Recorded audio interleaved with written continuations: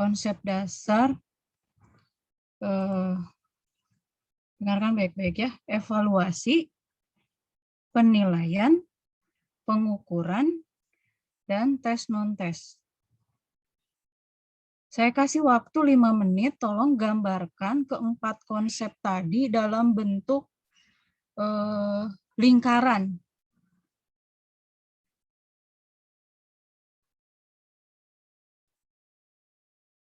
Ya, jadi lingkarannya itu ada 4. Nah, bagaimana Anda menempatkan keempat konsep ini? Evaluasi, penilaian, pengukuran, tes, dan non-tes. Tes dan non-tes jadi satu.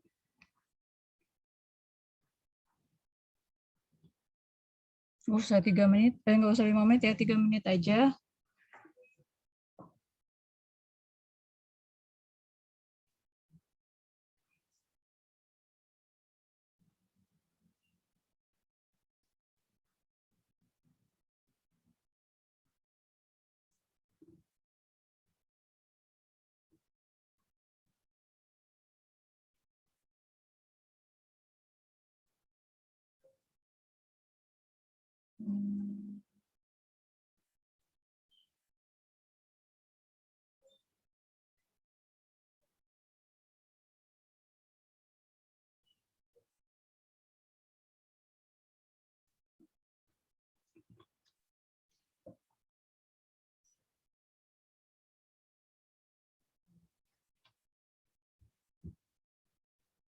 Yang udah selesai? Saya, Bu. Inka, Iya. kamu bisa gambar di itu, di whiteboard Zoom? Enggak, Ibu. Kebetulan Inka joinnya pakai handphone. Bisa dikasih lihat?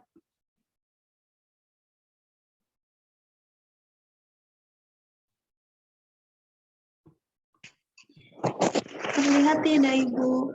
Ya, lihat. Oke, belum tepat ya. Oh, iya, Ibu. Vero mau nyoba, Bu. Oke, silahkan. Makasih, Inka.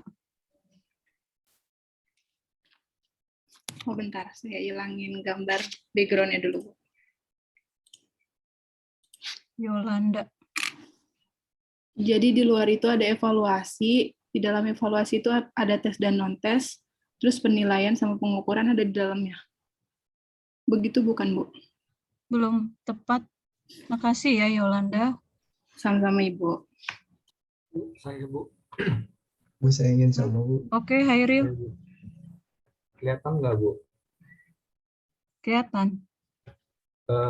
Yang paling pertama itu dilakukannya tes dan non-tes, Bu. Setelah adanya non-tes, dilakukan pengukuran. Setelah adanya pengukuran, adanya penilaian, sehingga setelah dengan adanya penilaian, maka dilakukannya evaluasi, Bu. Good, Hairil. Thank you. Ya, jadi betul ya. Jadi yang cakupannya lebih luas itu adalah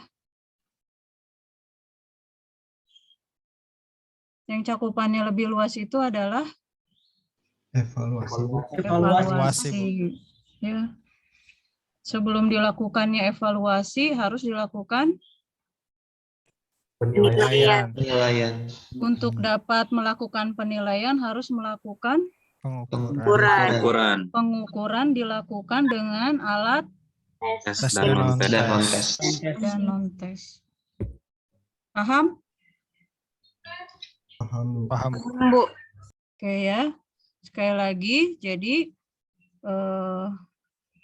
kita balik. Tes dan non-tes adalah alat ukur yang digunakan dalam melakukan pengukuran. Ya. Setelah dilakukan pengukuran, kemudian dilakukan penilaian. Nah, setelah dilakukan penilaian, dilakukanlah evaluasi. Ya. Jadi kalau selama ini nih, Anda kan udah sekolah itu 13 tahun ya. 12 tahun, malah mungkin lebih kalau sama playgroup sama TK ya. Nah, selama ini yang terjadi di sekolah Anda pernah nggak ini disilang meriksa sampai kelas berapa tuh? Sampai Sampai SMA. Sampai SMA, Bu. ya? SMA, Bu. SMA. SMA. Biasanya gimana, Farik? Biasanya gimana tuh, Farik? Yang terjadi? Kalau salah menjawab atau apa gitu, Bu, di tugasnya atau apa gitu mungkin. Biasanya Farik meriksanya bagaimana? Oh, jadi maksudnya saya meriksa gitu, Bu. Ya, kan biasanya ditukar tuh ya, ditukar antar barisan atau antar teman duduk gitu ya, atau ke belakang gitu ya. Iya, Bu, Biasanya masih ingat nggak waktu itu gimana? biasanya ya jawabannya disebutin gitu, misalkan sama guru pilihan ganda apa gitu yang betul. Kalau salah ya dicontreng, terus jawaban yang betul dilingkari gitu, Bu. Hari, dikasih skor nggak? Dikasih, Bu. Dihitung pas udah beres semua dinilai gitu. Oke. Nah, barusan Farik sempat nyinggung nilai. Jadi yang tadi dikasih angka-angka itu apa? Pengukuran. Pengukuran. Pengukuran ya. Tapi seringkali itu dijadikan Penilaian. nilai. Padahal Ya. harusnya itu tuh belum selesai. Itu tuh belum nilai Anda. Itu baru sampai ke skor. Skor, ya. Jadi nanti harus dikonversi menjadi nilai. Jadi mungkin aja selama ini Anda dirugikan, mungkin ya, dirugikan dengan cara seperti itu. Karena itu adalah skor, belum menjadi nilai. Ya. Ada beberapa tahapan untuk sampai kepada nilai yang dikonversi. Nanti kita belajar ya. Itu dulu. Jadi kan selama ini misalkan ada 5 soal, ya. Udah gitu dipukul rata lagi. 20 semua poinnya. Ya. Nomor 1, karena jawabannya nggak sempurna, 10, 15, terus 20, kan misalkan nilai totalnya kan berarti 100 ya. Gitu aja. Terus dijumlah, jadi aja nilai Anda. Nah, kalau sudah mengikuti mata kuliah ini, Anda harus bisa membedakan antara skor dengan nilai. Ya, jangan sampai Anda tanpa Anda sadari Anda melakukan kesalahan yang merugikan anak didik Anda. Tuh. Ya. Jadi beda antara skor dengan nilai, ya. Ada tahapannya, skor bisa dirubah menjadi dikonversi menjadi nilai. Apalagi kalau kita menggunakan yang namanya penilaian acuan normatif. Nanti kita belajar PAN. Ya. Kalau mahasiswa kan pakainya PAP ya. Ada aturannya kan, penilaian acuan patokan. Tapi kalau di kelas biasanya waktu anak SMA dan ke bawah itu guru biasanya pakai PAN. Karena Anda dibandingkan dengan teman satu kelas, betul Jamal. Teman satu kelas. Jadi kalau pakai PAN itu, walaupun misalkan nantinya yang tertinggi di kelas 50, dia akan tetap dapat A kalau dikonversi, padahal nilainya hanya 50. Sementara kalau pakai patokan 50 apa? C juga enggak ya? Nah, jadi ada kelebihan dan kekurangannya. Jadi kalau pakai PAN, Anda dibandingkan dengan teman sekelas, kalau teman sekelasnya lagi tinggi, ada yang dapat 100, ya nanti dibandingkan gitu ya. Tetapi walaupun yang tertingginya 50, tetap akan ada dapat yang A, sekarang misalkan lah kayak UPI A, A-, B+, B gitu. Padahal yang A itu hanya 50. Yang kalau pakai acuan patokan tidak lulus gitu. Kayak itu garis besarnya contohnya. Jadi kalau begitu evaluasi apa? Ini kan nama mata kuliahnya evaluasi pembelajaran ekonomi, ya. Jadi ada dua kata, ada kata evaluasi, ada pembelajaran, ya kan? Jadi Anda harus tahu arti evaluasi, arti pembelajaran, lalu Anda bisa merumuskan konsep evaluasi pembelajaran.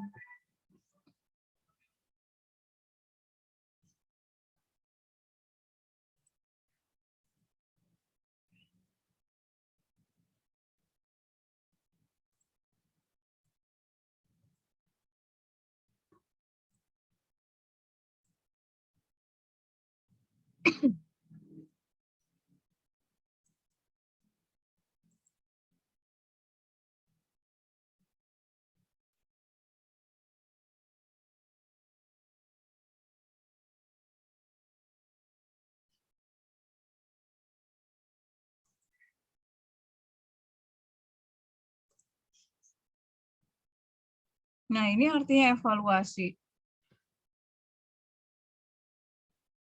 Makanya dia cakupannya itu luas.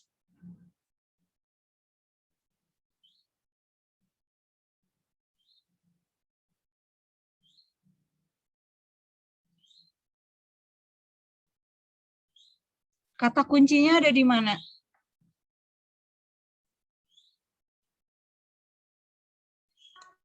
Menentukan kualitas nilai dan arti sesuatu, bukan? Betul, Asep, good ya. Kualitas. Nah, itu yang bedanya tadi, betul nggak di pretestnya? Betul. Mudah-mudahan betul ya semuanya ya. Jadi evaluasi itu, kenapa tadi dalam lingkaran itu yang paling melingkupi semuanya itu karena sudah sampai ke tahap kualitas. Ya. Oke, bagus ya, Asep.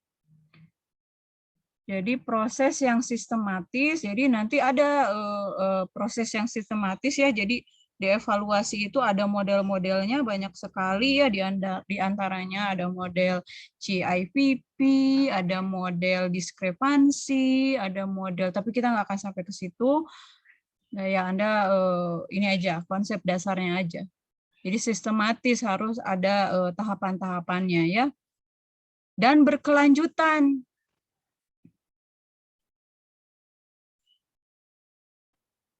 Nah, yang sekarang itu apa yang dihapus? UN, Bu. Ya, betul. UN diganti dengan AN, Bu.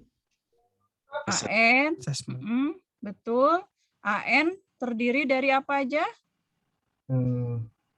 Memberi, literasi, dan karakter kalau tidak salah, Bu.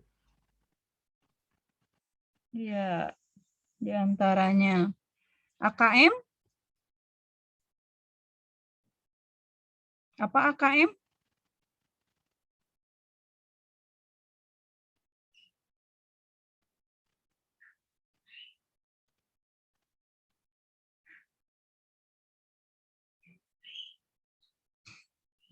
Oke, ya.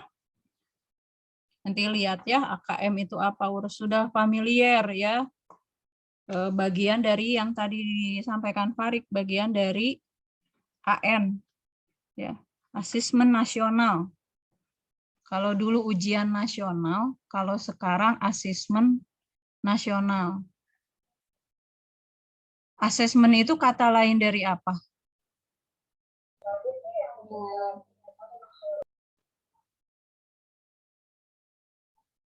Penilaian, ya, penilaian. Jadi beda kan? Terminologinya aja beda kan? Ujian nasional dengan asesmen nasional. Ya, nanti di dalamnya tadi ada AKM, ya tadi meliputi literasi, ada juga nanti penilaian terhadap sekolah, lingkungan belajar dan seterusnya, ya. Nah, itu dilakukan berkelanjutan. Makanya dilakukannya di kelas berapa kalau di SD? Kelas 5. Ya, kelas 4 atau kelas 5. Di SMP? Kelas 11 Bu kalau nggak salah. Hah? Di SMP ada kelas 11? Kelas 11, kelas 8 maksudnya Bu. Kelas 8, iya betul. Terus di SMA baru kelas 11. Jadi kan kelihatan beda ya. Kalau dulu ujian nasional kan di kelas 6, kelas 9 dengan kelas 12 ya. Nah, kalau sekarang AKM itu di kelas 4 atau 5, terus kelas 8 dan kelas 11. Perbedaannya apa lagi? Kalau dilihat dari pesertanya.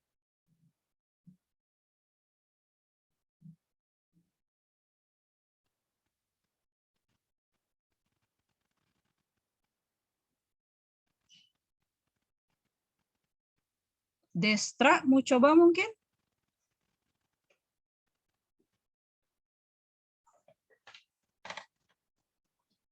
Kurang tahu. Karena sekarang karena Anda adanya di pendidikan ekonomi, dan sekarang apalagi sudah mengontrak mata kuliah ini, Anda harus aware dengan perkembangan-perkembangan yang terkait dengan evaluasi di lapangan. Ya. Ada yang mau coba? Alsinta? Kalau UN itu penilaiannya kepada seluruh murid, kalau AKM itu hanya sampel murid. Bagus ya. Bagus Alsinta, terima kasih. Ya, seperti tadi yang Alsinta sampaikan, kalau UN kan semuanya harus ikut. Sampai yang sakit aja, kalau pada saatnya sakit, tetap harus ikut ujian susulan kan? Nah, kalau sekarang AN, ya, itu hanya diambil sampel. Kebetulan anak saya juga sekarang sedang kelas 8 ya. Jadi sampelnya pun yang menentukan itu dinas. Karena kalau diserahkan ke sekolah, khawatir dipilih yang pinter-pinter. Ya, jadi disampel dari sekolah, disampel dari dinas pendidikan. Nah, ini kan kenapa tadi di kelas 4 atau 5, kelas 8, kelas 11 diharapkan terjadi keberlanjutan kan? Diketahui apa kekurangannya, apa kelemahannya, sehingga bisa dilakukan perbaikan kan sampai nanti kelas 9. Atau yang kelas 11 nanti sebelum dia menginjak ke kelas 12. Ya, ya jadi untuk menentukan kualitas. Ini sekilas saja ya kriteria evaluasi. Jadi evaluasi itu suatu proses ya, bukan produk. Ya. Proses dari awal sampai akhir. Ya. Jadi yang dievaluasi itu semua komponen di sekolah. Ya, tidak hanya siswanya saja, tetapi dalam AN itu sekolah lingkungannya juga dinilai, ya. Guru-gurunya dinilai. Jadi kan kalau UN mah yang dinilai hanya siswanya saja, ya. Kemudian kita lihat tujuan evaluasi itu untuk menentukan kualitas. Dalam proses evaluasi ada pemberian pertimbangan. Pertimbangannya berdasarkan kriteria tertentu, yaitu kriteria evaluasi.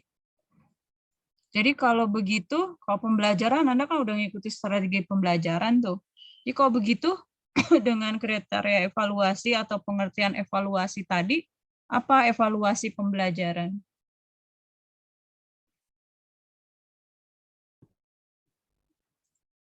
Apa evaluasi pembelajaran? pengukuran itu terhadap proses pembelajaran antara guru dan murid, Bu? Gimana? Ulangi lagi, Yolan. Suatu penilaian dalam proses pembelajaran antara interaksi guru dan murid. Oke. Ada pendapat lain?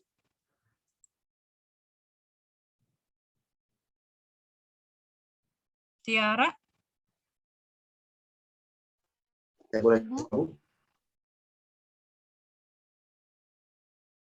Tiara? Hadir Ibu. Ya. Apa evaluasi pembelajaran menurut pendapat kamu? Suatu proses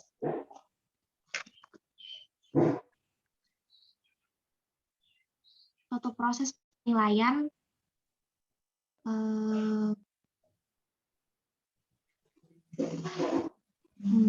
sebentar Ibu.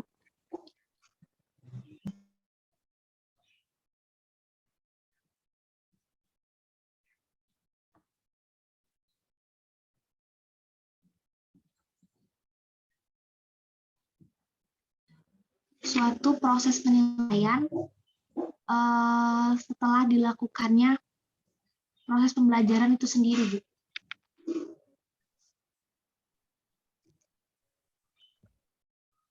Ada lagi pendapat yang lain? Hairil? Evaluasi pembelajaran itu adalah suatu proses yang mana di sini dilakukannya perbaikan atas adanya penilaian yang sudah dilakukan sebelumnya.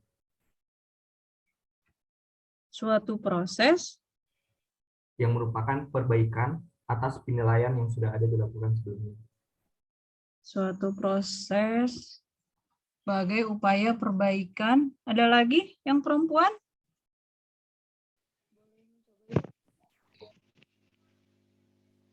Saya Bu boleh. Boleh. Jadi kalau digabung dengan evaluasi pembelajaran gitu ya, suatu proses yang sistematis dan berkelanjutan untuk menentukan kualitas, nilai, dan arti dari suatu pembelajaran yang telah berjalan agar dapat membuat penilaian dan perbaikan. Gitu sih Bu, kalau menurut saya. Dera tadi? Sebenarnya kurang lebih seperti itu Ibu, cuman Dera lebih pendek aja. Kata Dera, ya proses sistematis berkelanjutan juga untuk menentukan kualitas dari pembelajaran yang telah dilakukan. Gitu, Ibu. Oke.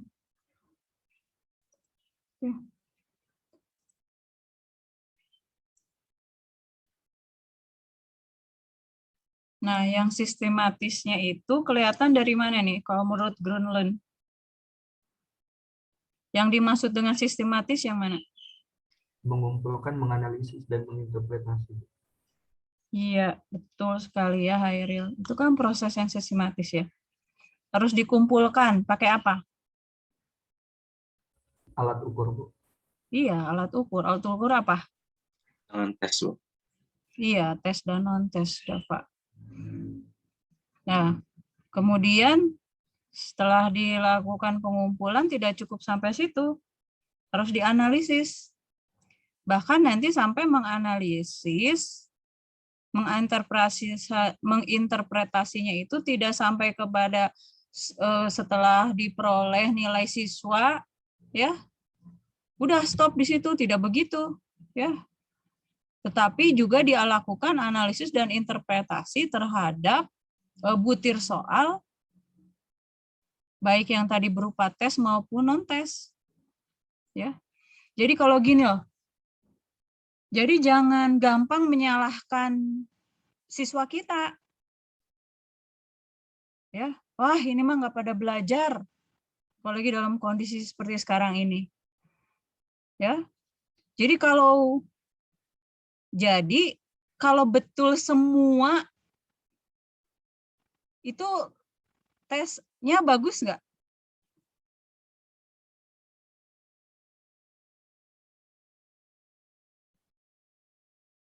atau salah semua. Jadi nilainya tuh 54321, 54321 misalkan seperti itu. Atau nilainya 9, 10, 9, 10, 9, 10. Nah, itu alat ukurnya harus dipertanyakan. Makanya setelah ada nilai siswa tidak berhenti sampai di situ.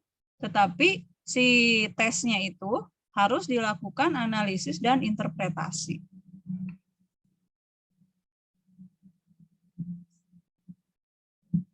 Apalagi kalau nanti kita udah praktek ya pakai dengan bantuan software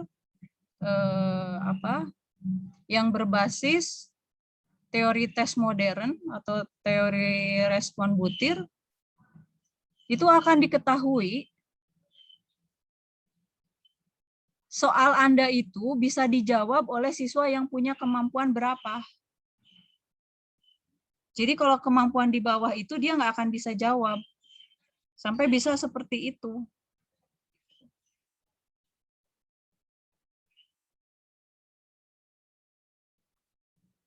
Ya, nanti kan kita akan lihat ya.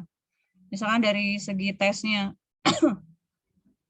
Tingkat kesukaran masing-masing soal seperti apa. Kemudian daya pembedanya. Nah, kalau yang tadi ya, yang hampir semua bisa menjawab benar, berarti itu tidak bisa membedakan antara siswa yang berkemampuan tinggi, sedang, dan rendah.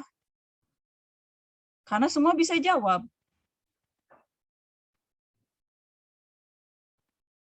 Atau sebaliknya, siswa yang kemampuan tinggi tidak bisa jawab, sementara yang kemampuan rendah bisa jawab. Nah, itu juga soalnya harus dianalisis. Ada apa dengan soalnya? Atau semuanya rendah. Tuh. Ya, kita lihat ini proses yang sistemik ya untuk menetapkan sejauh mana ketercapaian tujuan pembelajaran. Hampir sama ya yang dikemukakan oleh ini Ratna Wulan ini.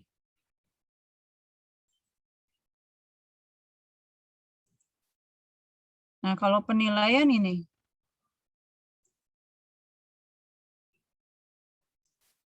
bedanya di mana?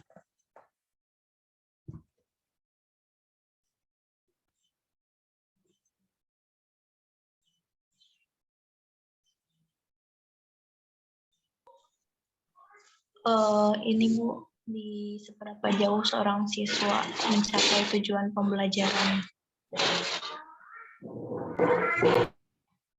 Seberapa jauh menunjukkan apa?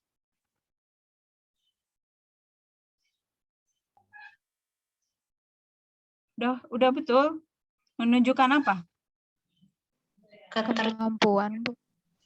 Ya, kemampuannya. Kalau tadi kan penilaian apa? Kalau penilaian, ya. Kalau kan kualitas, Bu. Kalau misalkan ini tuh lebih kayak ke udah sampai mana gitu, Bu, siswanya bisa mengikuti pembelajaran yang ditetapkan baik dalam pengetahuan atau keterampilan. Kayak kecapaiannya sampai pencapaiannya gitu. Ya. Jadi apa namanya tuh? Kuantitas. Ya, kuantitatif. Ya. Kalau tadi kan evaluasi lebih ke kualitatif ya. Nah, kalau kita lihat penilaian itu lebih ke kuantitatif. Seberapa jauh, ya betul ya, seberapa jauh seorang siswa mencapai tujuan. Kemudian yang ini juga sama ya. Melalui pengukuran. Nah, ini kan lihat melalui pengukuran. Jadi jelas ya bedanya ya.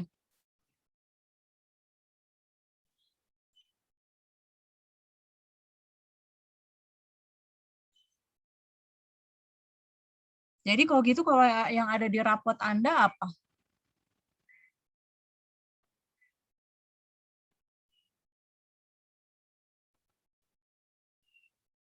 Rapot SMA Anda apa? Kuantitatif. kuantitatif. Iya, penilaian ya. Penilaian. Ya kan. Malah sekarang kan dipisah ya, penilaian pengetahuan, penilaian keterampilan yang masih memang jadi kendala bagi para guru itu adalah menentukan penilaian sikap. Oke, jadi kelihatan ya, ini kuantitatif sifatnya.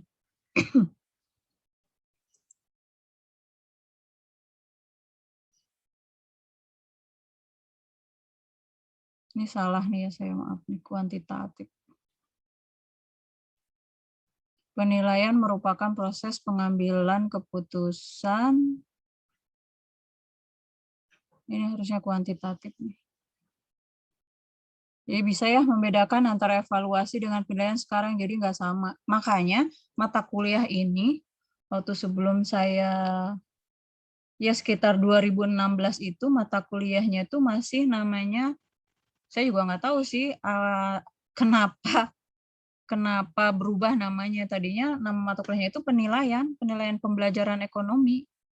Terus pas kurikulum baru 2000 berapa tuh? Menjadi evaluasi pembelajaran ekonomi. Jadi harusnya sih, tapi dengan SKS hanya 3, kalau dulu zamannya masih Payana, ya kayaknya Payana masih deh. Itu 4 SKS mata kuliah ini. Karena kan harus sampai kepada kemampuan mengevaluasi. Jadi kita benar-benar di mataku ini step by step gitu, dari mulai bisa bikin alat ukurnya, kemudian melakukan pengukurannya, kemudian menilai, kemudian mengevaluasi gitu. Tapi kalau sekarang udah berapa tahun kayaknya tidak bisa sampai ke evaluasi. Nah, kalau ini pengukuran.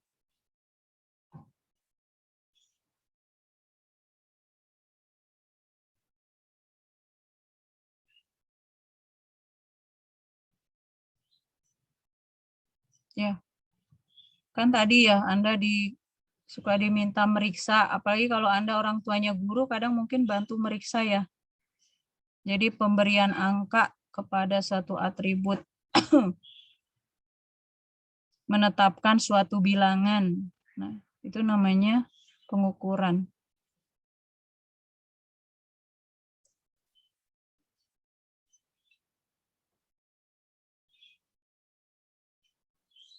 Ini karakteristiknya.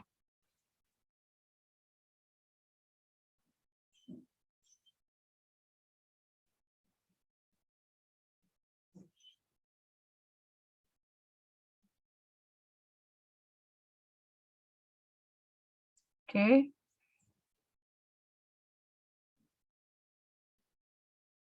Jadi pengukuran merupakan perbandingan antara atribut yang diukur dengan alat ukurnya.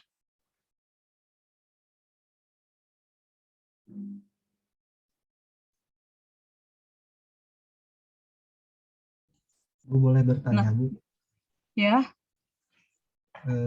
Kenapa Bu skala pengukuran penilaian ya dari SD, SMP, SMA berbeda dengan kuliah gitu Bu? Pakai skala yang A, B, C, D. Kalau yang dari SD, SMP, SMA kan dari skala 10 sampai 100 gitu Bu.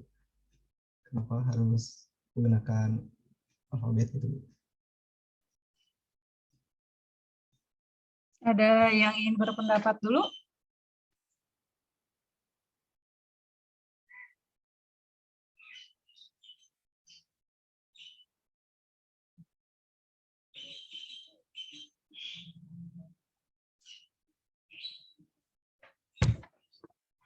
Oke, Pari.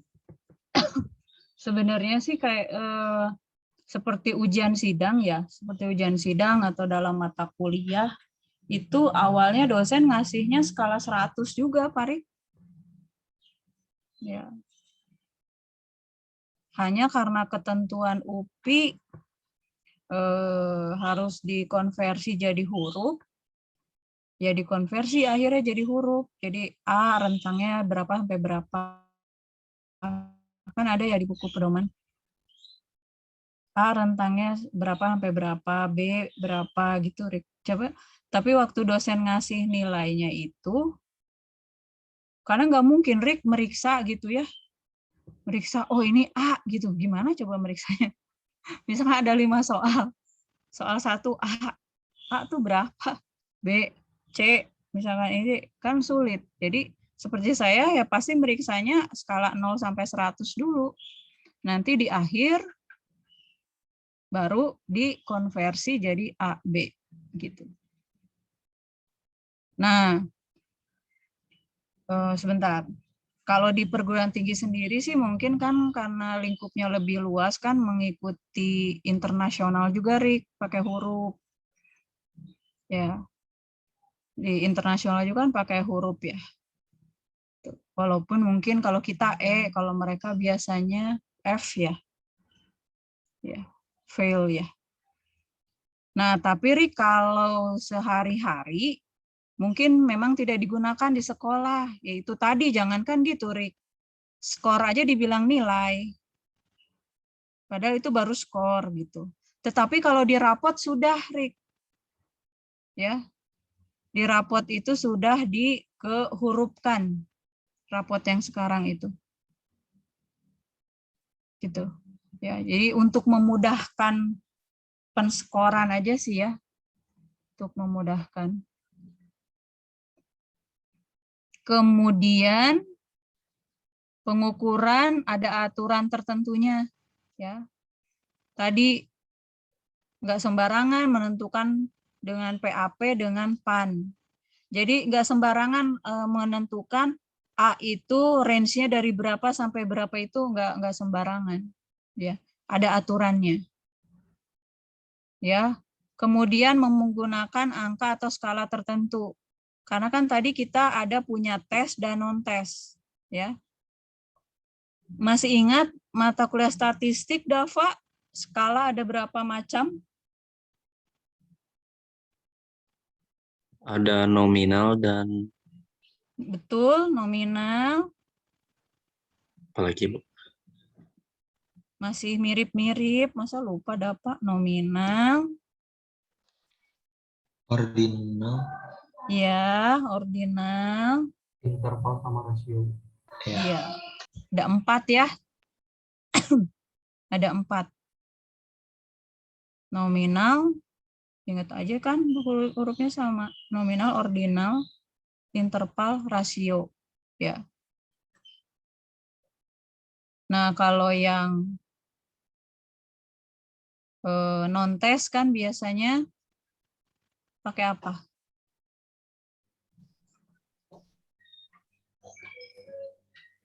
Non-tes. Pakainya apa? Skalanya.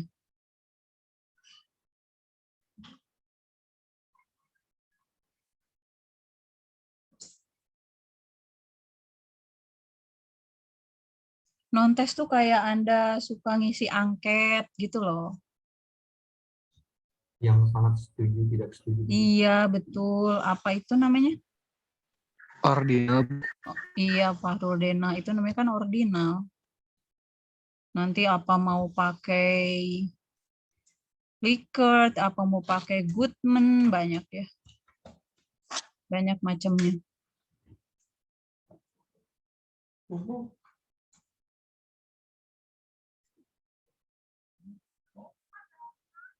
Kemudian hasil pengukuran bersifat kuantitatif. Tadi saya ralat ya, tadi saya tuh nulisnya udah betul.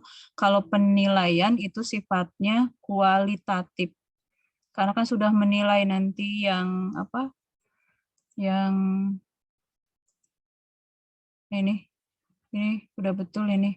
Penilaian itu sudah bersifat kualitatif. Tadi yang jawab, tadi kan ada soal yang ranking. Tadi ada pilihan jawaban yang ranking tuh. Masih ingat nggak soal yang tadi? Ya udahlah, nanti kita bahas. Nah, ini tes. Wah, kalau sudah tidak terhitung ya, Anda 13 tahun sudah menyelesaikan berapa tes. Dari kelas 1 SD sampai, ini kan ada semester 3 ya, sampai semester 2 kemarin. Lebih banyak menyelesaikan tes atau non-tes? Sepertinya tes, Bu. Tes, Bu. Tes ya. Ya, makanya guru juga sehingga tidak terbiasa untuk membuat alat non-tes gitu. Karena terlalu terbiasa dengan tes. Oke, ini bisa Anda pelajari lah ya. Pertanyaan atau tugas atau seperangkat tugas yang direncanakan untuk memperoleh informasi tentang atribut pendidikan atau psikologi tertentu, dan setiap butir pertanyaan atau tugas tersebut mempunyai jawaban atau ketentuan yang dianggap benar. Nah, itu tadi soal nomor 1 yang Sumitro Joyo Hadikusumo.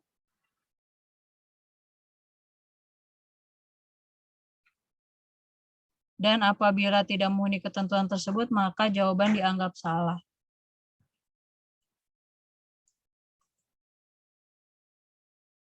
Sedangkan non-tes,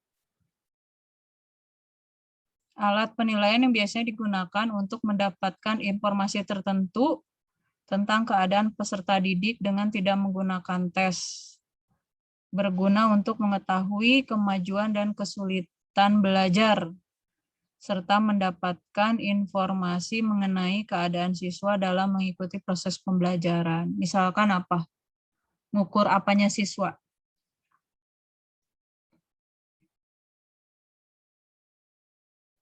Karakter mungkin, Bu. Karakter bukan, bisa apalah yang umum. Pemahaman. Wawasan, Bu. Apa Riki? Seperti Apa? motivasi belajar.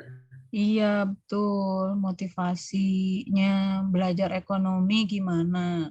Ya. Kalau pemahaman itu kan, kalau taksonomi belum itu C berapa?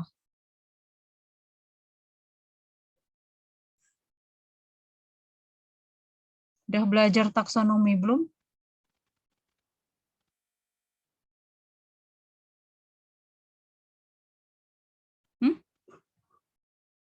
C2. C2, sedangkan taksonomi belum itu adalah taksonomi hasil belajar. Jadi lebih kepada tes ya untuk mengukurnya. C1-nya apa? Udah belajar belum? Jawab dong. Taksonomi belum? Di MKDU.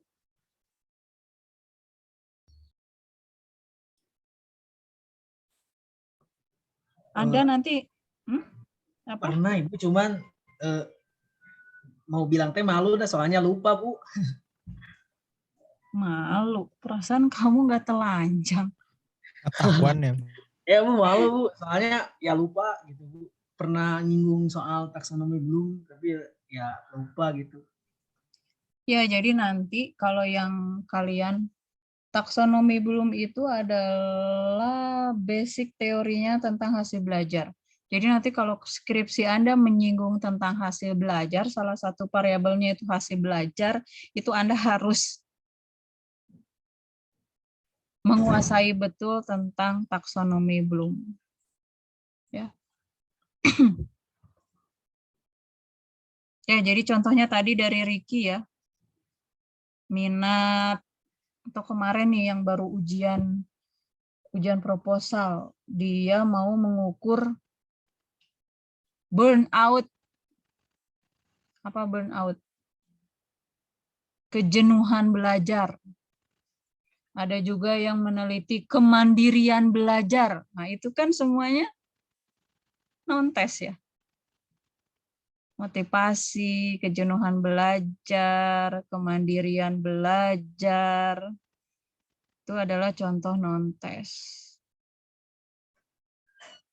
Kalau di non-tes kan tidak ada yang salah, tidak ada yang betul. Tadi tidak ada yang ini nih. batasan, kan kalau tes itu harus ada jawaban atau ketentuan yang dianggap benar. Ya. Jadi jangan pakai gini, kalau mau konfirmasi ke dosen, jangan pakai perasaan. Ya. Udah perasaan, bisa kok jawabnya. Jawabnya jangan pakai perasaan, karena dosen meriksa itu ada kunci jawaban yang diacu. Ya. Jawaban atau ketentuan yang dianggap yang benarnya seperti apa. Ya. Saya pernah pas ngajar di prodi lain kebetulan. Terus dipanggil sama ketua prodinya. Jadi karena mahasiswanya ngadu langsung ke ketua prodinya tanpa konfirmasi dulu ke saya.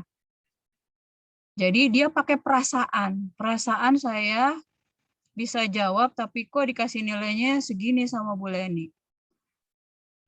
Karena dia pakai perasaan, kalau saya pakai fakta. Ya. Saya tunjukkan ke ketua prodinya nilai tugasnya, UTS-nya, UAS-nya, kehadirannya. Jadi saya layak memberikan nilai demikian. Jadi ketua prodinya nggak enak sendiri karena mahasiswanya mau membuat laporannya perasaan, pakai perasaan. Ya. Kayak kalian aja gitulah, ih perasaan dia perhatian sama aku, taunya PHP gitu kan.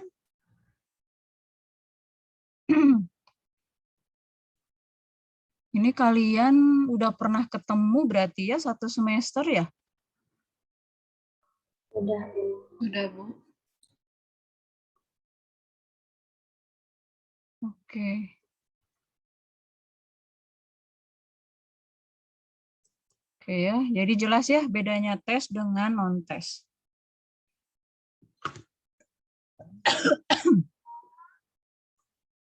Kita lanjutkan ke tujuan penilaian. Yang pertama, penelusuran, yang kedua pengecekan, yang ketiga pencarian, yang keempat penyimpulan.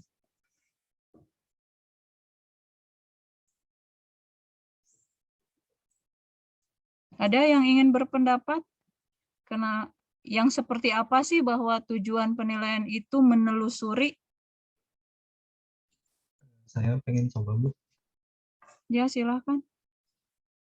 Kalau tidak salah, penelusuran atau keeping track itu kita menilai sejauh mana gitu murid mencapai tujuan pembelajaran yang sudah ditetapkan, apakah sudah sejalan dengan tujuan pembelajaran yang ditetapkan atau belum gitu.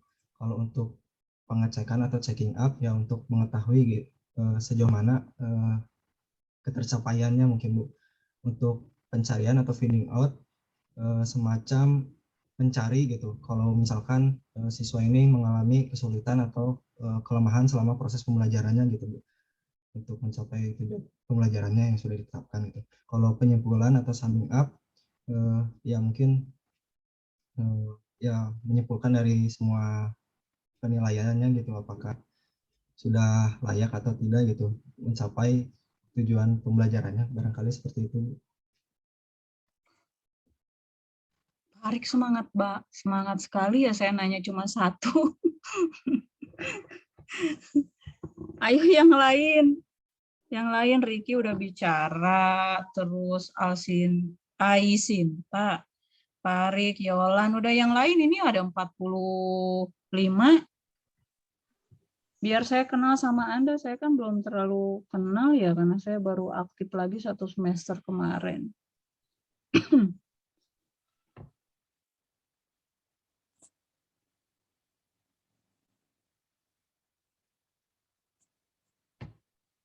Ayo.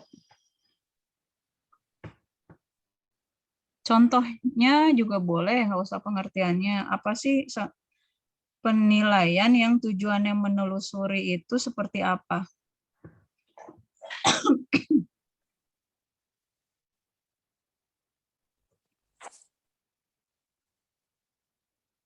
Saya dengar kelas 5B itu aktif loh anak-anaknya.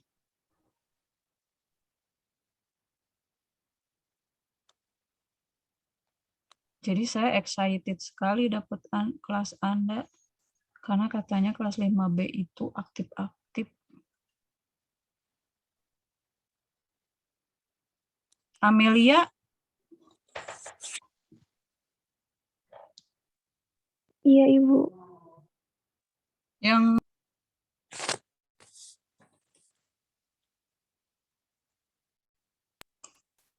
contoh yang menelusuri.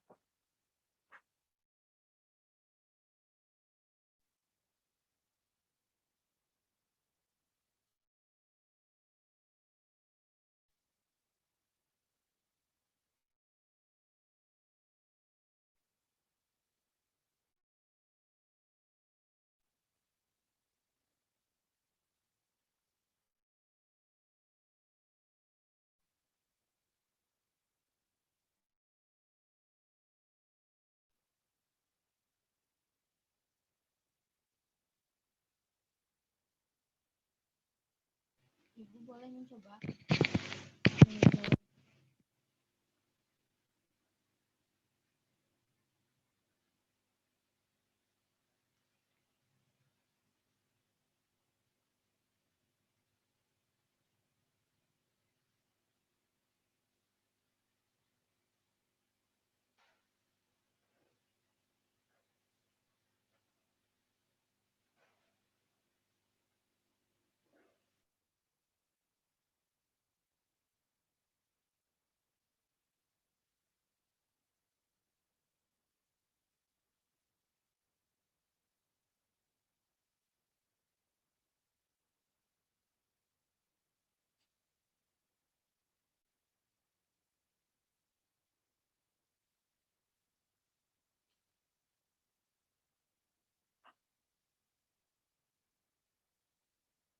Boleh, Bu.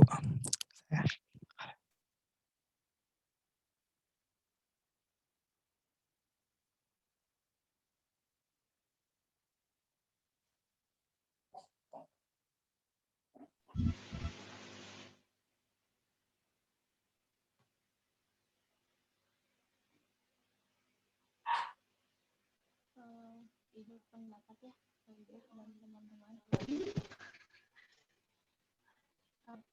Kalau menurut sendiri gitu ya, ini kan sama itu penulisan.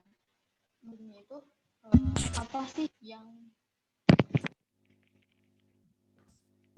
arti kata penelusuran di sini tuh kan menelusuri gitu ya, dari dari hasil penilaian itu tujuannya itu untuk menelusuri gitu apa yang kurangnya, ataukah ini sudah tepat ataupun tidak, terus bagaimana sih kondisi pembelajarannya gitu. Mungkin itu aja. Oke, menelusuri ya. Menelusuri ini ada nilai. Kita mau menelusuri, kan tadi sebenarnya saya kan udah kasih clue barusan. Penilaian kan bisa pakai alat tes dan non tes. Nah, kalau pakai alat non tes kan kita bisa menelusuri apa? Nilai rapot, Bu. Nilai rapot siswa. Pemahaman, Bu. Kondisi siswa. Menelusuri misalkan kita pakai angket tertentu, menelusuri minatnya, menelusuri bakatnya, itu kan bisa pakai non tes. Ya, minatnya. Nanti kan dia sebenarnya minat, kan kadang terjadi karena sudah jadi apa ya? Kalau masuk jurusan IBA itu lebih pinter. masuk jurusan IPA itu lebih keren, ya kan? Jadi waktu itu pernah saya pas lagi ke sekolah anak saya, pas lagi pembagian jurusan, kemudian ada siswi yang sukacita sekali, waktu itu penjurusan masih di kelas 11 ya. Kalau sekarang kan udah pas masuk kelas 10 udah penjurusan ya. Jadi si siswi itu kegirangan masuk IPS. Yang lainnya itu melihatnya seperti yang aneh. Ya. Padahal karena memang dia minatnya di IPS gitu kan. Tapi kan ada yang kadang misalkan paksaan orang tua atau juga ya itu tadi karena dianggap lebih keren, lebih pinter gitu. Jadinya masuknya kalau masuk ke IPS itu identiknya ya gitu deh yang melekat ya ke anak IPS. Seperti itu ya. Jadi itu penelusuran. Jadi bisa kita lakukan dengan non-tes, misalkan dengan angket, dengan skala sikap, dengan daftar cek, kita mau menelusuri apa? Menelusuri bakatnya, minatnya, motivasinya, itu kan kita telusuri. Nah, kenapa sih kelihatannya anak-anak tuh nggak suka kalau saya ngajar gitu kan? Nah, mungkin Anda bisa menelusurinya dengan menggunakan alat non-tes. Ya. Kemudian mengecek.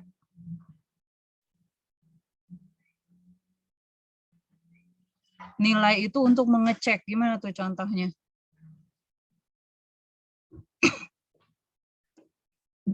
Yuk, bahasannya. Pengecekan ini digunakan untuk mengecek apakah dari adanya tes itu mana yang merupakan yang telah dikuasai oleh siswa ataupun yang belum dikuasai siswa, mengetahui kemampuannya melalui pengecekan. Ya, bisa. Ya. Mengecek mana yang harus, kita udah melakukan penilaian ya, mana yang harus mendapat pengayaan, mana yang harus mendapat apa kebalikannya? Remedial. Iya, betul, remedial. Nah, itu kan dari nilai kita bisa melakukan pengecekan ya. Siswa-siswa mana saja yang harus diberikan pengayaan, siswa mana saja yang harus diberikan remedial. Ya. Oke, 3, mencari. Cari apa?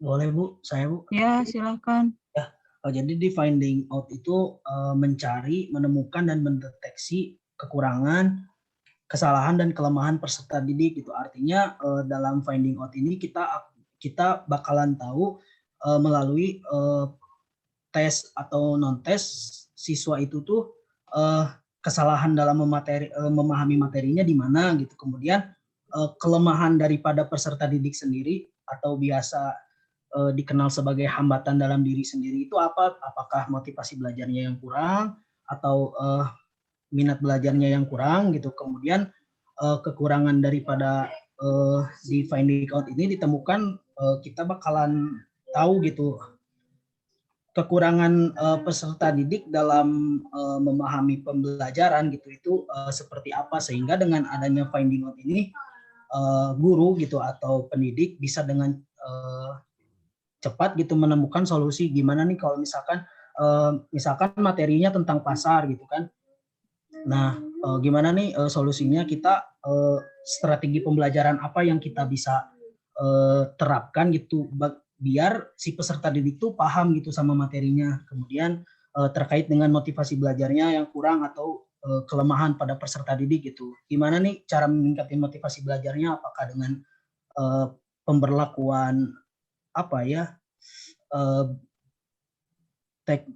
istilahnya yang behavioristic itu ada assessment atau apa ya istilahnya tuh hadiah atau hukuman, apakah diberlakukannya hadiah agar motivasi belajarnya yang biar meningkat gitu. Nah, dari sana bisa ditemukan alternatif solusi gitu ketika pendidik bisa menentukan finding out yang tepat gitu.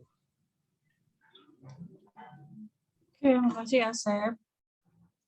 Nah, tadi Asep bicaranya kekurangan pada siswa aja.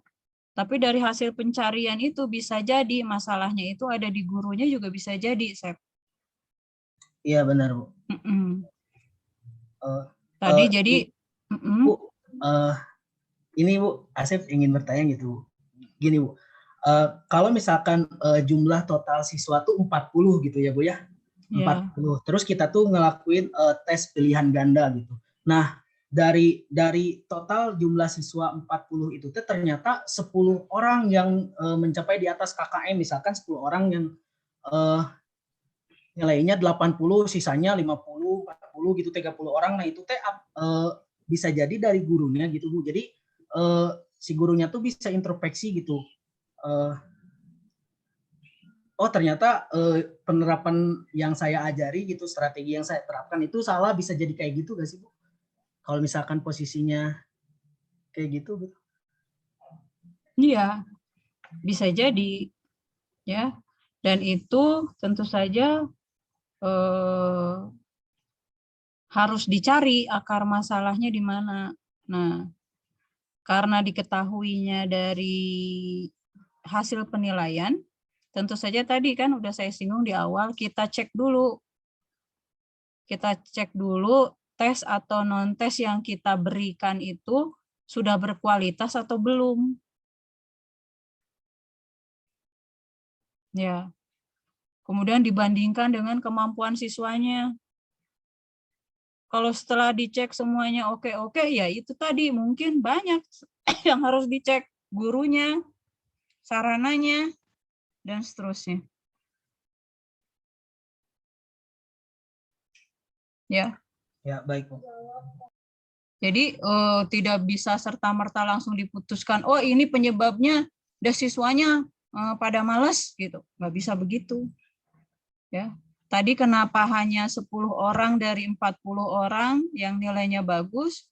Nah, itu kita harus cek sampai kepada kondisi pada saat dilaksanakannya tes tersebut.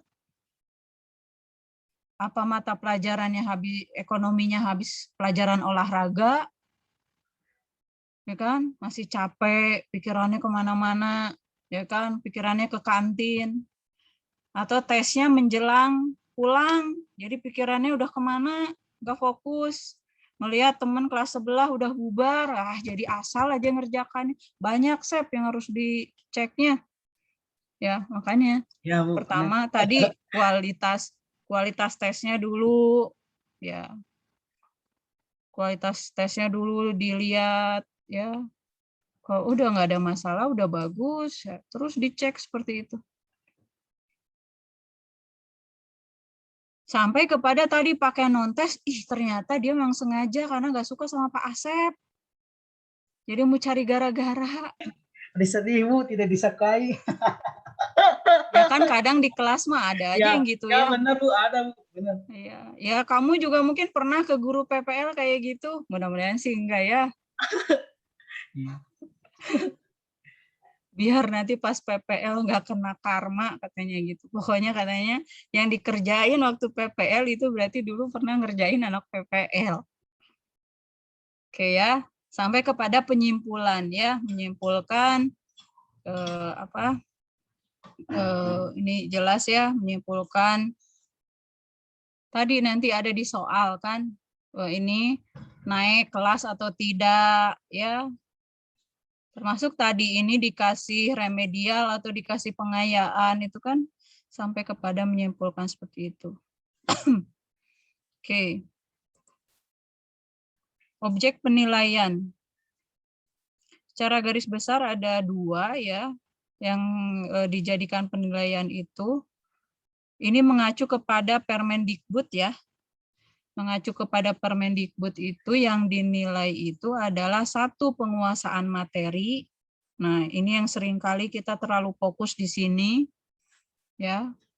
Padahal dengan kurikulum berbasis kompetensi sekarang, jadi walaupun namanya kurikulum 2013, tetapi sebetulnya itu termasuk kepada kurikulum berbasis kompetensi ya, yang sudah diadopsi dari kurikulum 2004-2006,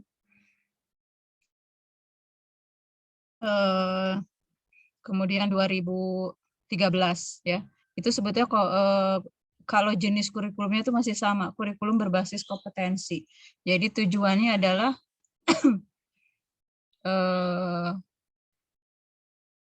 melihat penguasaan kompetensi apakah sesuai tidak dengan tujuan pembelajaran ekonomi. Kelihatan tidak bedanya antara dua hal ini? Jadi objek penilaian itu satu, penguasaan materi,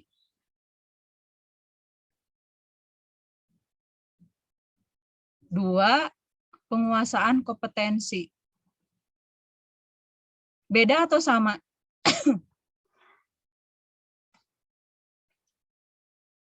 Dua hal ini beda atau sama?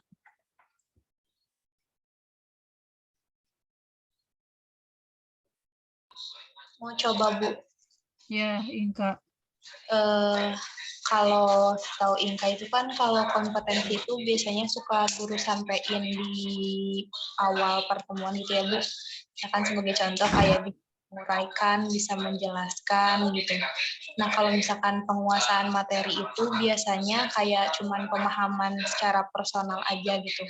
Kalau penguasaan kompetensi itu mungkin siswanya itu bisa kayak menjelaskan kembali atau bisa menceritakan kembali atau bahkan mungkin menjelaskan kepada orang lain gitu biar sama-sama paham. Seperti itu mungkin.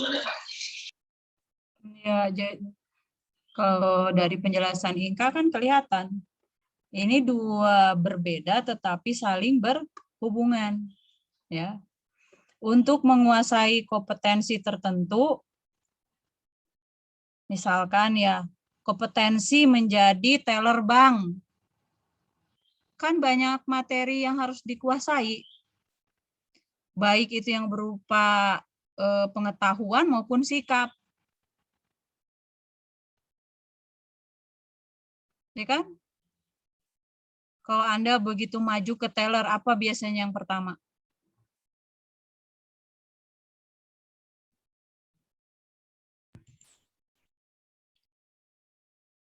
Biasanya mungkin ditanya dulu mungkin sama teller. Iya, Bu, ditanya. Ditanya gimana, Yolan? Ada perlu apa, mau transaksi apa? Ya, terus yang paling pertama biasanya Yolan tanya apa? Nama ya? Enggak, Bu. Biasanya ditanya dulu mau transaksi apa, terus Yolan jawab kalau mau bayar UKT UPI gitu. Baru deh nanti ditanya namanya siapa, terus nomor pembayaran kayak gitu.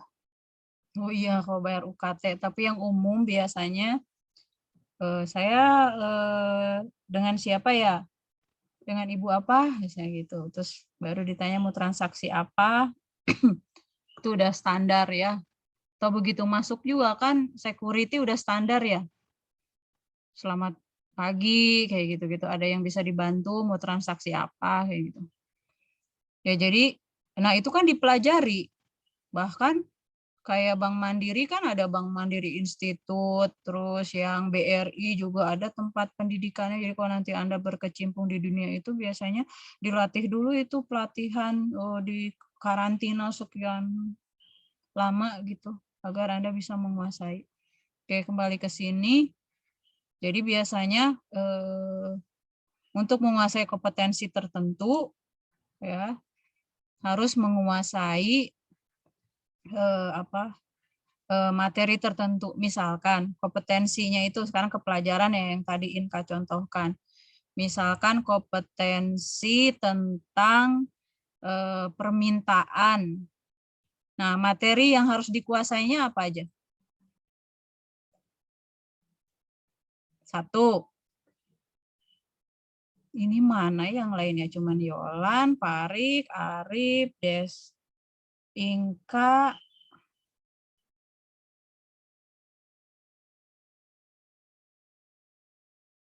kompetensi tentang permintaan. Maka materi yang dikuasainya harus apa? Satu, Konsep Permintaan dan penawaran. Teori. pengertian permintaan. Terus Ya. dua, Konsep.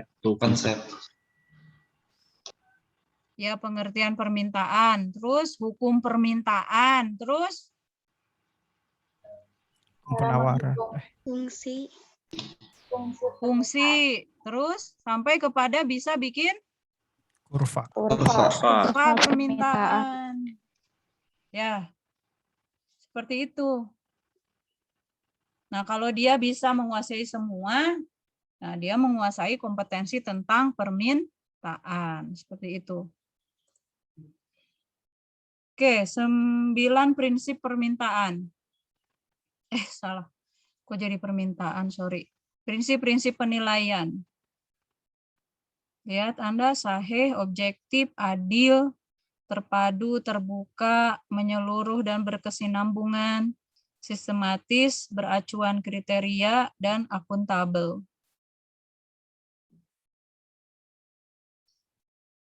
Sahih. Apa? Valid ya, Bu. Iya, artinya apa? Penilaiannya harus berdasar pada data.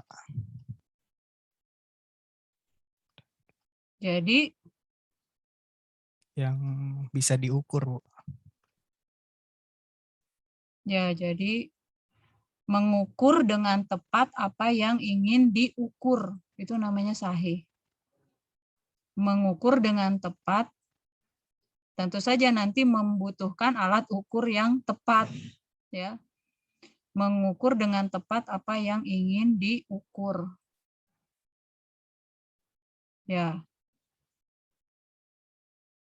Kalau mau mengukur tadi kompetensi tentang permintaan, ya soal-soalnya harus tentang permintaan, bukan tentang penawaran.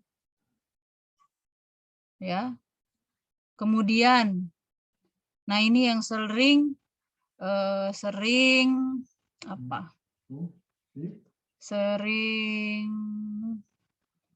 dilakukan mahasiswa PPL. Ya. Soal pengantar ekonomi mikro atau teori ekonomi mikro dikasih ke anak SMA. Ya belum sanggup lah. Ya, harus sesuai juga dengan tingkat perkembangan mereka. Terus gurunya bangga kalau nggak ada yang bisa jawab semua, padahal harusnya bertanya kepada diri sendiri, kenapa anak nggak bisa jawab? Ya karena itu soalnya untuk mahasiswa. Anda berikan ke anak kelas 10, kelas 11. Ya. Jadi sahih itu mengukur dengan tepat apa yang ingin diukur. Ya, kalau contoh itunya seperti mengukur berat badan kan harus ada alat ukur yang tepatnya. Tidak mungkin pakai meteran. Atau sebaliknya, mengukur tinggi pakai timbangan. Kan itu alat ukurnya nggak tepat. Ya. Nah, kalau dalam pembelajaran ya seperti itu. Ya, jadi alat ukurnya itu harus tepat. Yang tepatnya tadi harus lihat tingkat perkembangannya, terus Anda ngajar di desa atau di kota, ya. Nah, kemudian objektif.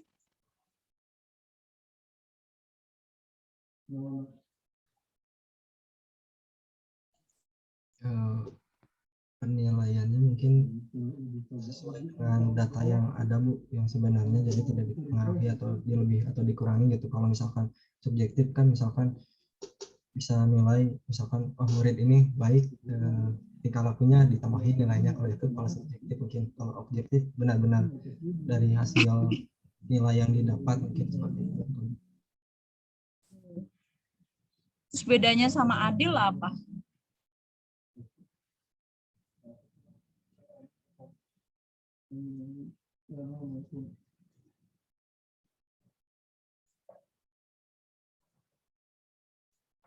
Apa?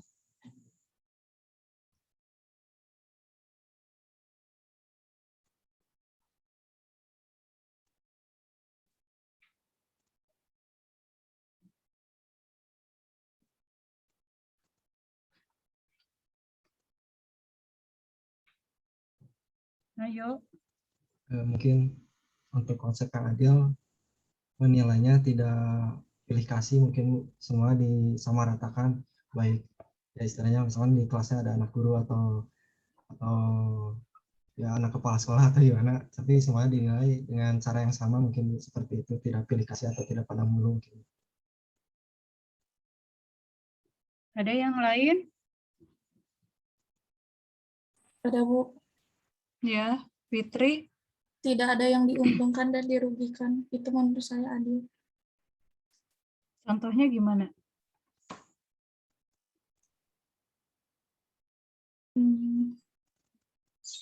Jadi gimana? Ya gak ada yang diuntungkan gitu Bu dengan penilaian yang kita lakukan gitu.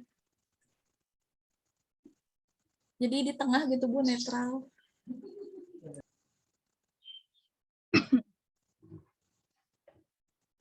Mungkin yang lain bisa ini.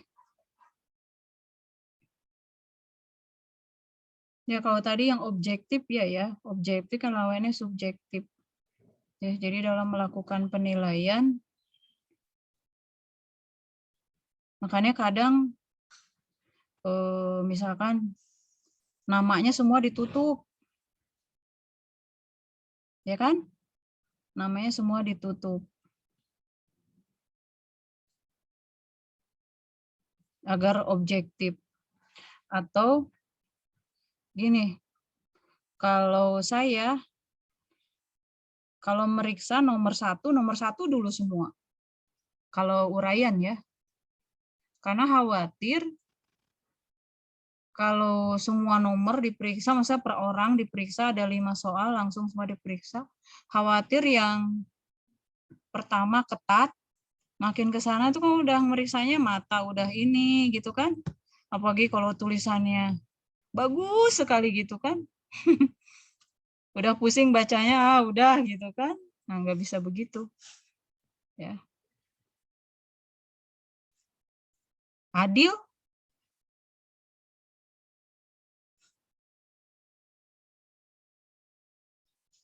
Tadi kata Fitri, tidak ada yang dirugikan atau tidak ada yang diuntungkan. Mau coba Ibu? Ya. Kalau sepemahaman Inka itu, adil itu sesuai porsinya gitu Bu, jadi nggak bisa dipukul sama rata.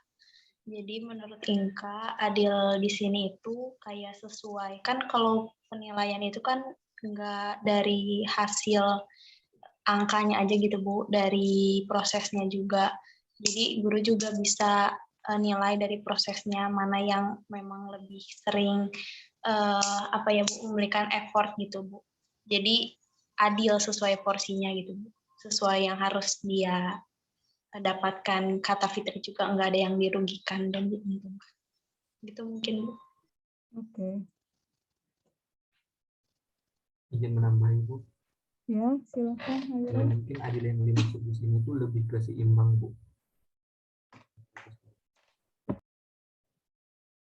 Seimbangnya gimana maksudnya? Seimbangnya siswa tersebut diberikan penilaian kepada siswa tersebut sesuai dengan kemampuannya masing-masing Bu. Iya. Oke ya, jadi itu ya. Ya tadi nggak ada anak emas, nggak ada anak kepala sekolah, semuanya sama, ya. Tetangga, ya.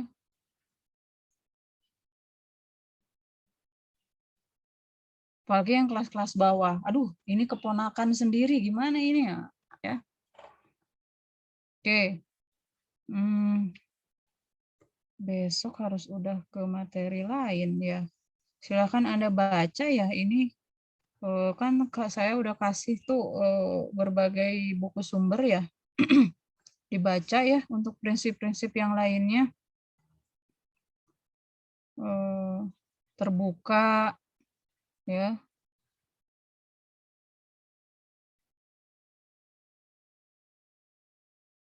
Jangan ada yang dapat bocoran duluan gitu kan. Apalagi sampai beli. Ya. Kemudian menilai itu secara menyeluruh dan berkesinambungan. Makanya Di kurikulum itu kan berkesinambungan.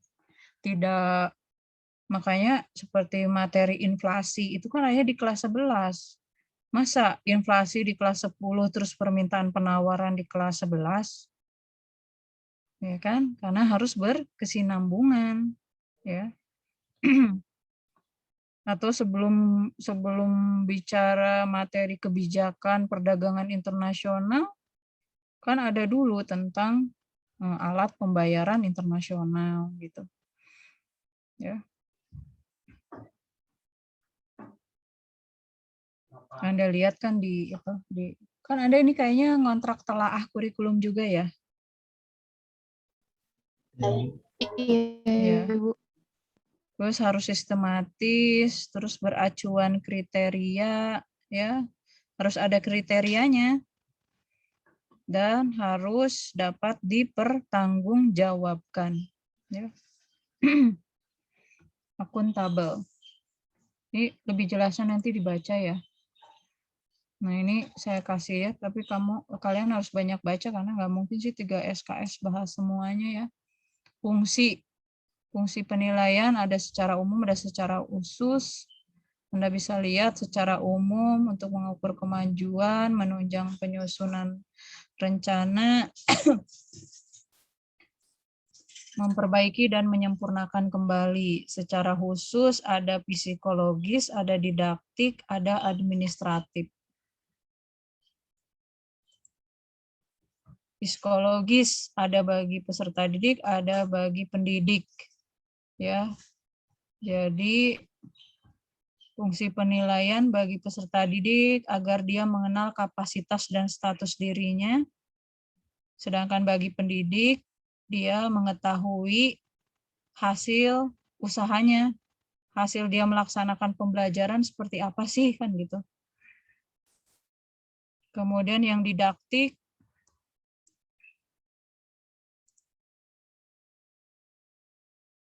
bagi peserta didik diharapkan kalau dia udah tahu nilainya sekian bisa menjadi dorongan untuk melakukan perbaikan atau yang sudah prestasi semakin meningkatkan prestasinya. Oh sekarang aku dapat 80, berarti aku harus berusaha bisa dapat sampai 100. Ya, seperti saya selalu motivasi kalian. Saya ngajar tahun ini genap 20 tahun ya. Dan selalu saya sampaikan ke mahasiswa saya, kalau Anda ini kan orang-orang terpilih ya, bisa masuk UPI. Jadi saya selalu meyakinkan mahasiswa kalau bisa masuk pasti bisa keluar. Nggak mungkin nggak bisa, karena kalau Anda nggak bisa, pasti Anda juga nggak akan bisa masuk UPI. Ya. Yang tahun ini aja ya, yang jalur SBMPTN itu yang diterima 40, yang tersingkirnya itu sekitar 580-an. Jadi peminatnya itu 580-an, yang diterima peminatnya 600 sekian, yang diterima 40, jadi bisa dibayangkan yang tersingkirnya itu 500 sekian. Jadi saya selalu yakin kalau tidak ada human error, ya, Anda bisa masuk pasti bisa keluar, ya. Nggak mungkin nggak bisa. Ya, kalau teman Anda bisa, Anda pasti juga bisa. Nah, sedangkan bagi pendidik, dari melakukan penelitian itu dia bisa melakukan diagnostik, bisa melakukan penempatan, ya, misalkan ini IPA, ini IPS, ya. Kemudian bisa melakukan fungsi selektif, bisa dengan tahu nilainya bisa kita lakukan bimbingan, ya, dan juga bisa kita perbaiki proses pembelajaran, ya. Ya, secara administratif dengan nilai itu kita bisa memberikan laporan, bisa buat data. Yang tadi kasus saya, kalau saya nggak punya data, gimana coba tadi waktu mahasiswa pakai perasaan jawabnya. Tapi karena ada data ya saya pede. Jadi data itu jangan sampai hilang gitu. Ya minimal 5 tahun Anda ngajar itu harus ada. Kalau nanti laptop Anda penuh itu delete-nya ya yang 5 tahun, pokoknya yang 5 tahun terbaru itu harus tetap ada gitu. Dan saya alhamdulillah selama 20 tahun ini nilai mahasiswa tetap ada. Dari mulai belum by system, sekarang kan by system ya, dari mulai pakai itu tuh pensil 2B ngelingkerin nilainya. Dan dengan adanya nilai bisa memberikan gambaran. Gambaran peserta didik, gambaran gurunya, gambaran sekolahnya, dan seterusnya. Nah, ini ruang lingkup bisa macam-macam ya, tergantung cara pandangnya. Seperti ini kan, ini berbicara tentang kurikulum berbasis kompetensi, maka ruang lingkupnya itu ada penilaian sikap, ada penilaian pengetahuan, dan ada penilaian keterampilan. Sikap ini bagian dari apa? Ranah apa? Domain apa? Afektif bukan, Bu? Good, ya, afektif. Pengetahuan? Kognitif. Iya, betul. Kemudian keterampilan? Psikomotorik. Iya, betul. Ya, ini kurikulum berbasis kompetensi. Kalau Anda lihat kurikulum kan, di situ meliputi penilaian sikap, pengetahuan, dan keterampilan. Oke, cakupan. Cakupan penilaian itu ada materi, ada kompetensi, dan ada proses. Nah, tapi seringkali kita fokusnya di dua ini. Padahal ini juga harus dinilai ya, penilaian proses. Bentuk penilaian. Nah, kita lihat bentuk penilaian ini dari undang-undang ya, undang-undang pendidikan. Jadi di sana dikatakan yang melaksanakan penilaian itu 1 pendidik, 2 satuan pendidikan, 3 pemerintah. Ya, pendidik diantaranya melakukan penilaian ulangan harian, penilaian proyek, penilaian diri, autentik ya. Kalau yang dilaksanakan satuan pendidikan, sekolah gitu ya, UTS, UAS, atau di SMK ada ujian kompetensi ya. Kemudian Anda juga pernah kan kita ujian sekolah. Nah, kalau pemerintah ini udah rubah ya, dulu ada UN, juga ada ujian kompetensi. Oke, jadi ini jawabannya yang mana? Lalu saya mau panggil yang belum ada suaranya. Asep, Parik, Aisinta, Jamal, Karisma, diem dulu ya. Ayo, yang belum bersuara.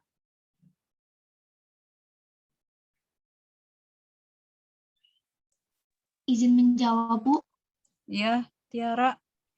Ini jawabannya A. Jawaban tidak jelas batas benar dan salahnya. Soalnya ini kan ditanyakan pendapat kita. Ya, bagus Tiara.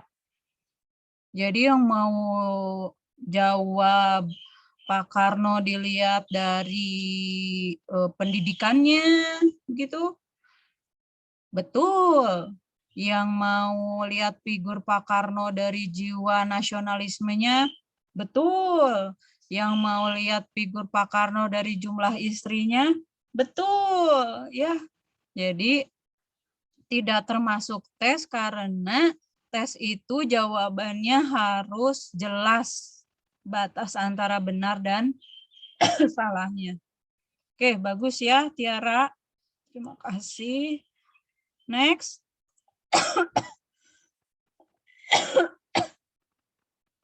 Ini agak beda ya. Saya ganti, ini saya masih pakai yang lama. Tapi samalah. Apa? Yang C, Bu. Dava. Iya, Dava betul. Kenapa? Karena ya dari soal yang disebutkan ini ada banyak yang benar dan salah gitu, Bu. Apakah pengkhianat ini tuh benar atau tidak gitu, Bu. Yang salahnya mungkin ya kejadian itu apa memicu atau tidak gitu, Bu. Iya, ya, udah jelas ya. Dari tahun 1825 sampai 1830 itu apa yang terjadi itu kan jelas ya. Atau di soal yang tadi apa yang terjadi penyebabnya dari krisis moneter saat 1998 kan juga jelas ya. Kemudian itu kan diawali dengan jatuh temponya utang swasta ya kan, kalau Anda baca bukunya mantan wakil presiden yang ekonom UGM juga itu Pak Budiono, itu bukunya keren banget. Nah, itu kita benar-benar dibukakan gitu sebenarnya apa sih yang terjadi pada saat krisis moneter itu. Oke, yang ketiga.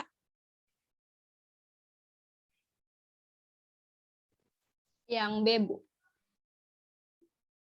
Tadi seperti Febri. yang udah Ibu sampaikan, kalau pengukuran itu lebih ke skor atau penilaian kuantitatif. Nah, di sini yang B itu skor hasil ulangan itu merupakan penilaian kuantitatif. Ya, betul ya, Febri. Ya, ini yang satu-satunya yang kuantitatif yang Pak Jono ya. Pak Jono menskor hasil ulangan sejarah itu kuantitatif. Yang meranking itu kualitatif, ya kan? Kemudian next.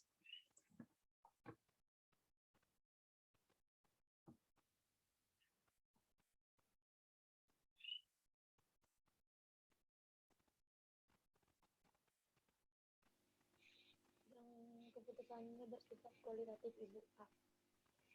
Siapa ini? Nggak kedengeran suaranya. Dera, Ibu. Ya, Dera.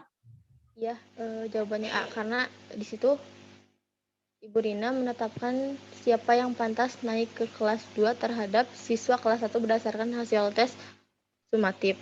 Nah, di situ kan contoh kegiatan Ibu Rina tidak termasuk pengukuran, karena pengukuran itu bersifat kuantitatif. Ya. Lalu, ya seperti itu, Bu. Ya, betul ya. Jawabannya itu A ya. Jadi menentukan siapa yang pantas naik atau tidak itu adalah kualitatif sifatnya ya. Setelah lihat prosesnya, lihat hasilnya, ya hasilnya juga dari berbagai macam instrumen dan seterusnya. Kemudian yang kelima. Yang kelima itu C, Bu. Pak Hardi menghitung hasil lompat jauh muridnya. Karena di antara A, B, C, dan D cuma kegiatannya Pak Hardi aja gitu yang bersifat kuantitatif. Yang termasuk kegiatan penilaian.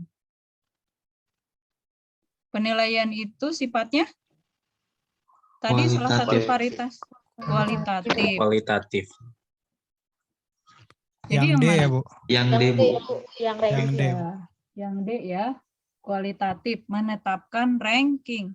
Pernah dapat ranking setengah nggak waktu SD atau SMP?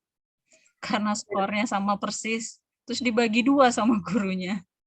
Ya, sebenarnya nggak ada juga sih gitu ya. Oke, yang D ya, menetapkan ranking. Kan yang ditanya termasuk kegiatan penilaian. Penilaian kan kualitatif. Nah, yang D. Kemudian yang ini?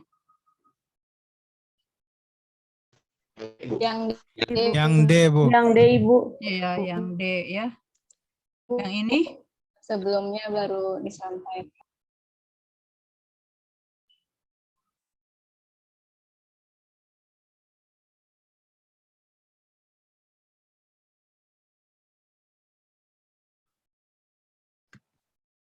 Yang mana?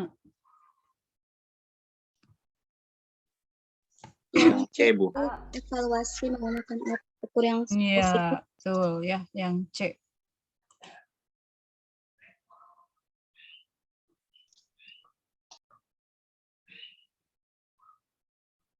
Ini? Yang ini terakhir? Yang kualitas. Kualitas. Kualitas, Bu. Iya. Oke. Terima kasih atas kehadirannya hari ini. Semoga sehat selalu ya. Jaga kesehatan, jaga protokol kesehatan. Ini masih pada di rumah atau kayak Dava gini kan aktif atau di kampus atau kebetulan orang Bandung? Di rumah. Di rumah, Bu. Oke ya. Oke ya, sampai ketemu minggu depan mungkin dengan Pak Dadang ya. Harusnya juga minggu ini sama Pak Dadang sih, teman kebetulan katanya ada keperluan harus vaksin. Jadi beliau izin. Oke ya. Terima kasih ya semuanya. Yang lain yang belum aktif saya harapkan minggu depan lebih aktif lagi ya. Jangan cuma Yolanda, Farik, Asep, Dava, dan seterusnya. Oke, terima kasih. Assalamualaikum warahmatullahi wabarakatuh. Waalaikumsalam. Terima kasih Bu. Terima kasih Bu. Terima kasih Bu. Ya. Terima kasih Bu.